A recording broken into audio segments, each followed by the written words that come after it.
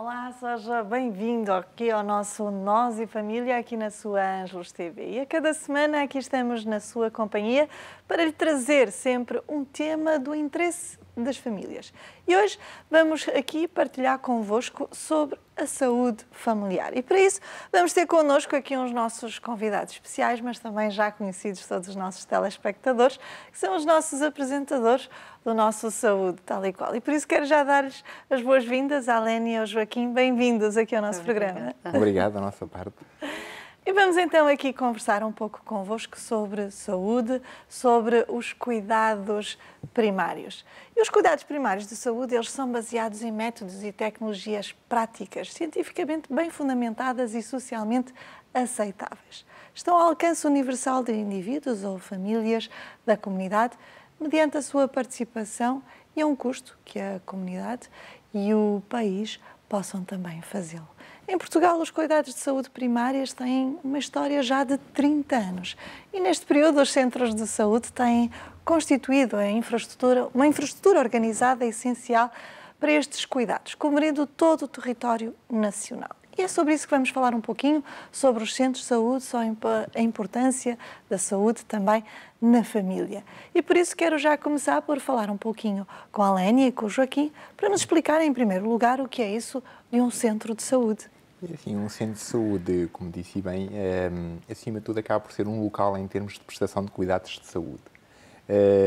Em termos reais, no fundo, a principal missão pelo facto de estar próximo do cidadão, deveria de ser, por assim dizer, a primeira porta de entrada a nível dos cuidados de saúde primários.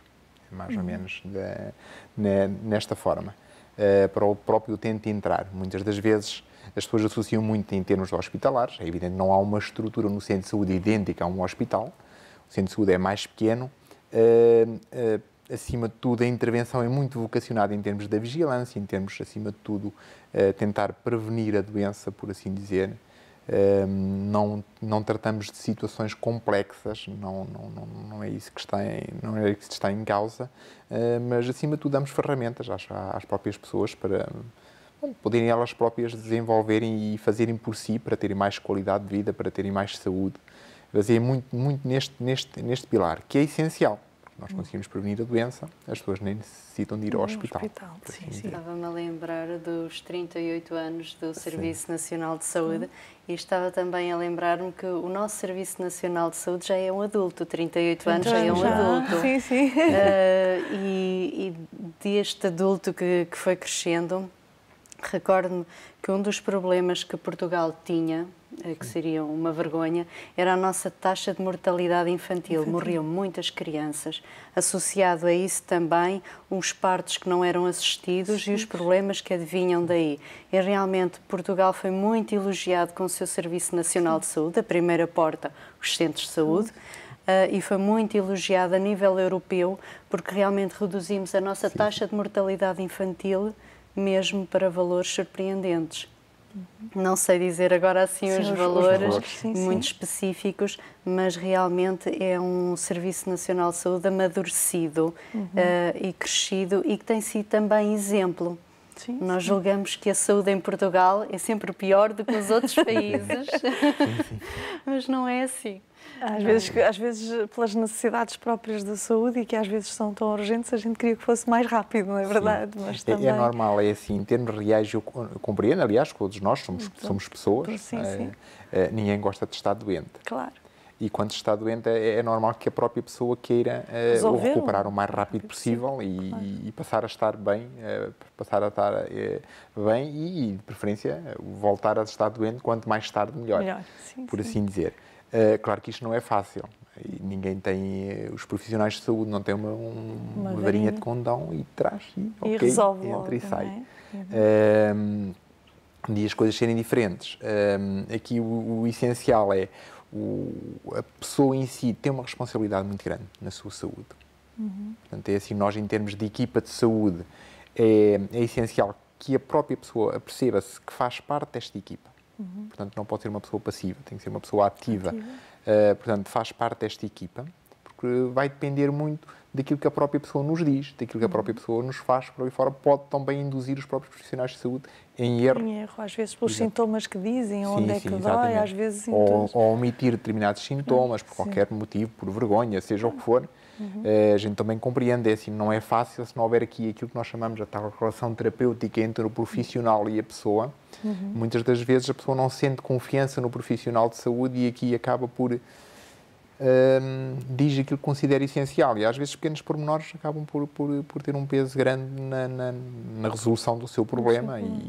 Mas embora eu volte ao mesmo princípio, o principal do centro de saúde é, acima de tudo, a prevenção, baseado muito a nível da prevenção, dar ferramentas às pessoas, de maneira em termos da própria vigilância, ou retardar o aparecimento da doença, e caso a pessoa até esteja doente, tenha uma doença crónica por ali fora, consiga manter uma qualidade de vida dentro das suas limitações e retardando situações agudas de agudização, por exemplo, da própria doença. Quando os centros de saúde foram criados, eu recordo-me que um dos princípios era a acessibilidade. Vamos até às populações. Não são os hospitais que têm que só prestar os cuidados, são também os centros de saúde. E daí seriam locais de saúde, não seriam só locais de doença. E daí eu acho que muito feliz nome dos centros de saúde. Falamos de um Portugal, se calhar analfabetizado, não era? Falamos de um Portugal com distâncias e com muitas distâncias e com más vias de deslocação.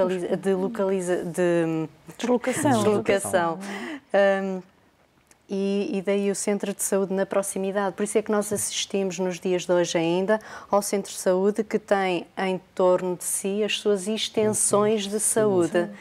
Atualmente assiste-se a um panorama um pouco diferente, em que todas as pessoas acabam por ter já alguma via para se deslocarem. Não era como há 38 anos atrás. Tem que haver uma reorganização. E houve há pouco tempo, há relativamente pouco tempo. Por isso, um centro de saúde é uma porta aberta da saúde às populações. Em termos de proximidade, acima de tudo, a questão da proximidade, é evidente que nós temos disparidades no próprio país, na própria distribuição geográfica. Nós temos zonas com grande dispersão geográfica, mais as zonas do interior.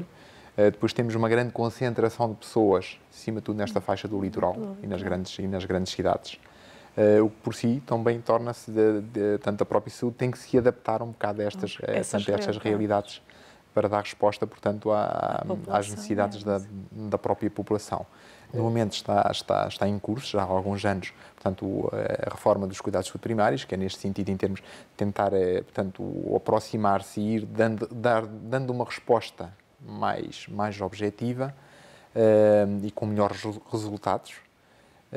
Portanto, o centro de saúde como que acaba por ter vários núcleos, entre aspas, digamos assim, de maneira que as pessoas possam perceber, mas na realidade as pessoas não se apercebem, tem a ver um pouco mais com a própria gestão, porque em termos reais a pessoa continua mesmo a dizer, ok, vou-me deslocar ao centro de saúde. O que em certa parte é bom, porque aqui o principal é os ganhos da própria pessoa. Estamos a falar sobre o centro de saúde.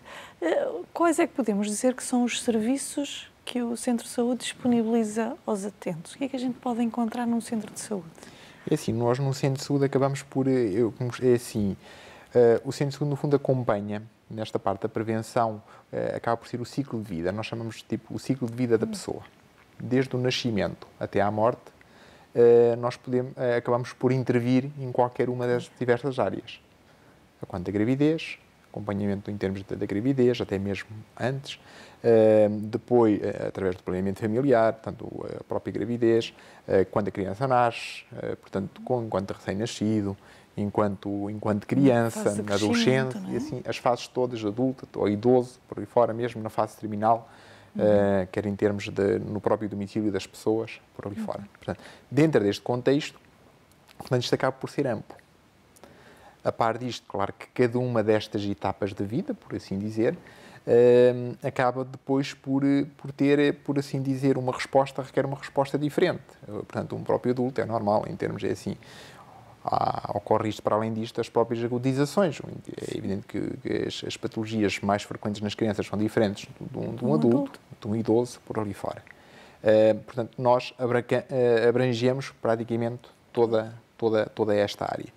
Muito vocacionado exatamente para a prevenção e na vigilância. É evidente, por exemplo, se agarrar aqui, por exemplo, sei lá, neste ciclo para tentar explicar um bocadinho, por exemplo, em termos de ofertas. E aqui cruzam-se as várias unidades. E eu aqui, se calhar, vou abrir até aqui um parênteses.